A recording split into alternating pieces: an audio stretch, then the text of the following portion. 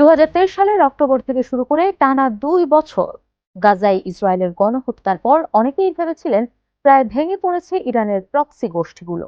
কারণ Hamas, Hezbollah, হুতি একটির পর একটি গোষ্ঠীর শীর্ষ নেতাদের হত্যা করে তাদের অনেকটা দুর্বল করে দিয়েছিল ইসরায়েল। ইরান যুদ্ধ শুরুর পর ধীরে ধীরে এই চিত্র পাল্টে যাচ্ছে। যুক্তরাষ্ট্র ও ইসরায়েলের সঙ্গে চলমান সংঘাতের মধ্যেই আবার সক্রিয় হয়ে উঠছে ইরানের প্রক্সি গোষ্ঠীগুলো। নতুন নতুন ফ্রন্ট খুলে তারা শুধু যুদ্ধ জটিলই করছে না, বৈশ্বিক জ্বালানি সরবরাহেও সৃষ্টি করছে চাপ। ইসরায়েলের অভিযানে হামাসের একাধিক শীর্ষ নেতা, বিশেষ করে শীর্ষ নেতা ইয়াহিয়া সিনওয়ার নিহত হলেও এটি পুরোপুরি ভেঙে পড়ে। গাজায় সীমিত সক্ষমতা নিয়ে হলেও সংগঠন পুনর্গঠন, নতুন নতুন নেতৃত্ব গড়ে তোলা এবং ইসরায়েলি বাহিনীর বিরুদ্ধে প্রতিরোধ চালিয়ে যাচ্ছে তারা।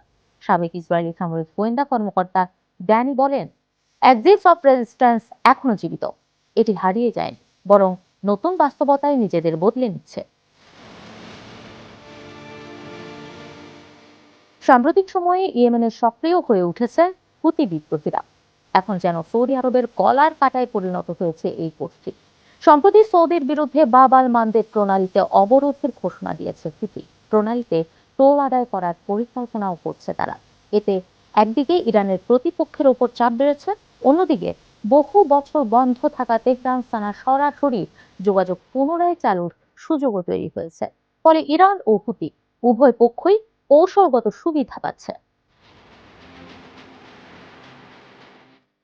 লেবাননে ইসরায়েলের হামলায় বড় ক্ষতির মুখে পড়লেও দ্রুত নিজেদের পুনর্গঠন করছে হিজবুল্লাহ। ইরানের নতুন সর্বোচ্চ নেতা মোস্তফা খামেনি সম্প্রতি হিজবুল্লাহকে ইসরায়েলের বিরুদ্ধে প্রতিরোধের সামনের সারির শক্তি হিসেবে উল্লেখ করে তাদের প্রতি সমর্থন পুনর্ব্যক্ত করেছেন। কুইন্সি ইনস্টিটিউট ফর রেসপন্সিবল স্প্রেডক্রাফটের নির্বাহী সহসভাপতি ট্রিটা পার্সি বলেন, হিজবুল্লাহকে কখনোই পুরোপুরি নির্মূল করা যায়নি, বরং ইসরায়েলের ধারণার চেয়ে অনেক দ্রুত তারা ঘুরে দাঁড়িয়েছে। বিশ্লেষকদের মতে পশ্চিমাদের হামলার মুখে এই গোষ্ঠীগুলোতে বিনিয়োগ বাড়িয়ে দিয়েছে ইরান।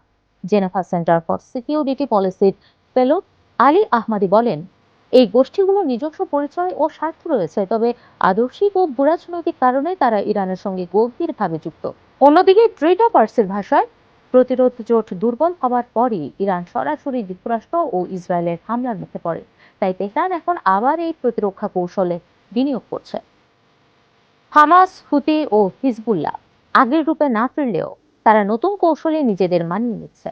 ফলে মধ্যপ্রাচ্যের সংঘাত এখন শুধু ইরান, ইসরায়েল বা যুক্তরাষ্ট্রের মধ্যে সীমাবদ্ধ নয়, বরং তেহরানের এই মিত্র গোষ্ঠীগুলো আবার আঞ্চলিক শক্তির ভারসাম্যে গুরুত্বপূর্ণ ভূমিকা রাখতে শুরু করেছে।